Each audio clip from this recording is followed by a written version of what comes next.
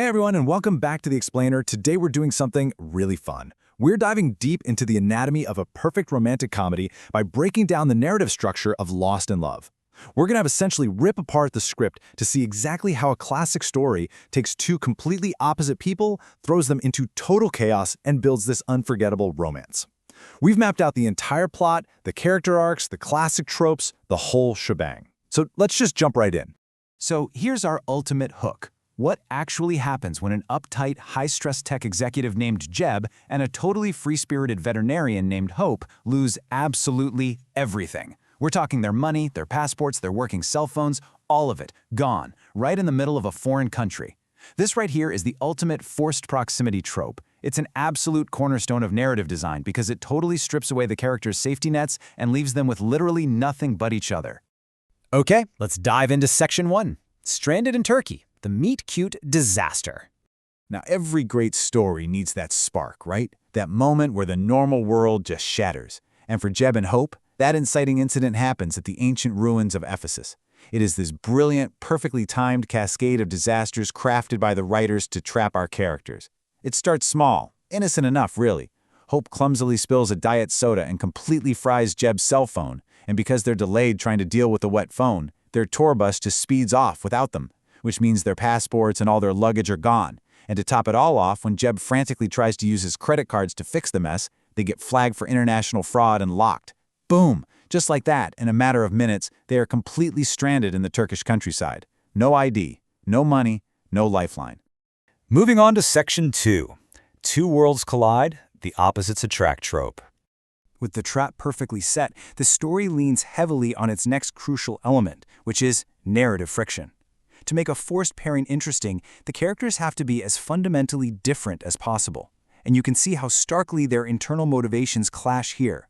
On one side, we have Jeb. He's this high-stress tech executive in an absolute panic because he just found out his coworker, Mark, is actively trying to steal his project and his job back home. So Jeb is desperate to catch a flight and save his career. On the flip side, we have Hope. She's a deeply sentimental veterinarian on a personal journey following the series of sealed letters left behind by her late mother. She's traveling to very specific historical sites just to feel connected to her. These completely clashing motivations make their forced pairing incredibly stressful for them, but highly, highly entertaining for us.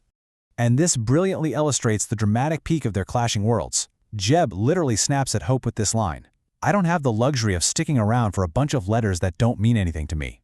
Ouch. I mean, it's harsh, but it effectively shows us just how far apart they are at the beginning of their journey. They aren't friends. They are two desperate people forced to rely on a total stranger. Which brings us to Section 3, the road to Istanbul, forced proximity. As they start to realize they have absolutely no other option, their dynamic slowly shifts from pure conflict to mutual survival as they hitchhike and barter their way across the country. A really great story will always tie physical movement to emotional progression.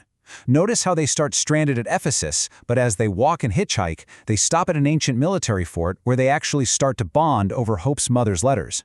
Then, out of sheer desperation, they hit a Turkish bathhouse to earn cash. From there, they find a rare moment of peace at the thermal springs, where the romantic tension truly blossoms, leading finally to the high-stakes finale in Istanbul.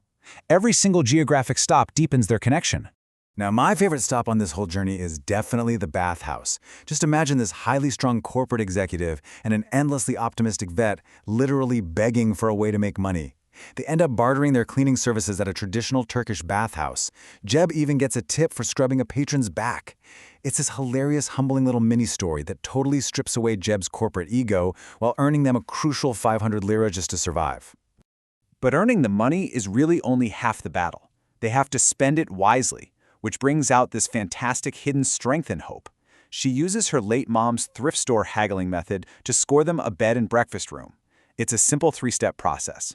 First, a disarming smile. Second, intense, borderline intimidating eye contact. And third, sealing the deal with a firm handshake. It's just such a specific, charming character detail, and it shows Jeb there's way more to Hope than he initially gave her credit for. As they continue to survive together, the emotional core of the story comes into full view. The letters from Hope's mom act as a narrative MacGuffin, an object that drives the plot forward. But more importantly, they force emotional vulnerability. Through the letters, her mom tells her to trust her instincts and to never doubt the love they shared, despite any arguments they had in the past. Sharing these deeply personal letters is the exact catalyst that softens Jeb and opens up Hope's heart. The absolute proof of Jeb's changing character happens a bit later at the bazaar. Armed with their hard-earned bartered cash, Jeb actually sneaks away.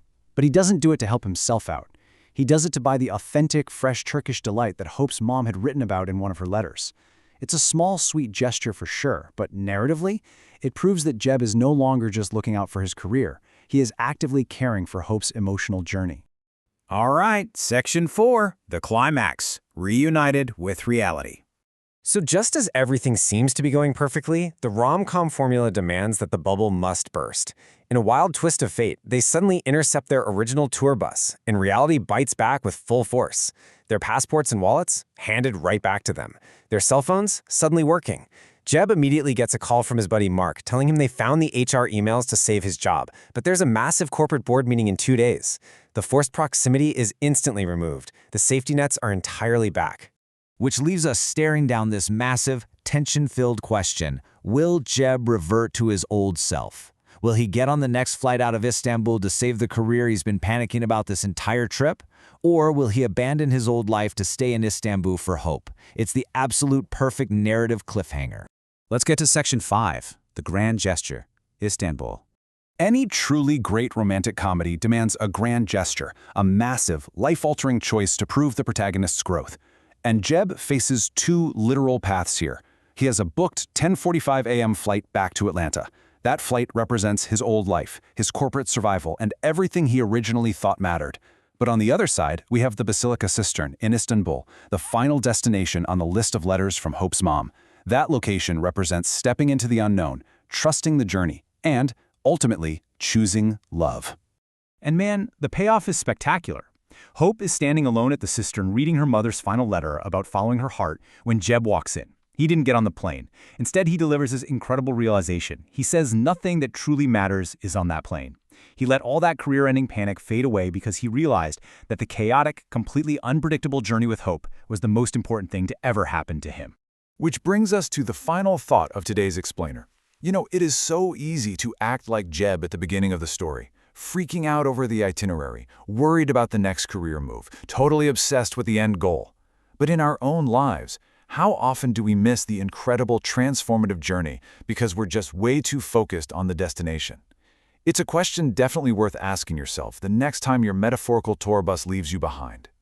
Thank you so much for joining me to explore this wonderful story. Keep learning, keep looking for those hidden narratives, and I'll see you in the next explainer.